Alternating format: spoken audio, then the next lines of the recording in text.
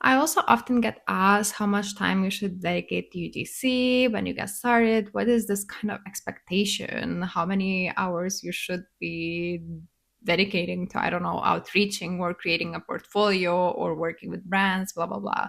And this really depends on you and how busy you are at the moment. I don't know what task and what jobs you're handling right now. If you have a full-time career already, maybe you're also a parent who's juggling everything at the same time. So of course, you're not going to have as much time as other people who perhaps are currently unemployed and looking to make this into a full-time career. But I feel the healthy way to start is between 5 to 10 hours a week if you have time for that, of course, because you can dedicate that time to find customers to reach out to create your portfolio, to create your pricing, to create your web page, let's say. Then, when you start working with brands, of course, you're going to dedicate that time and maybe even more, maybe 15 to 20 hours a week, because it's going to take you time to, let's say, make scripts, to communicate with the brands, to wait for their answer, to confirm everything, then film everything, then edit everything, send it to the brand, revise, etc. So, of course, in the beginning, while you don't have clients, you're going to spend way less than later on. But no matter how many hours you can spend every single week, I would recommend just staying consistent. So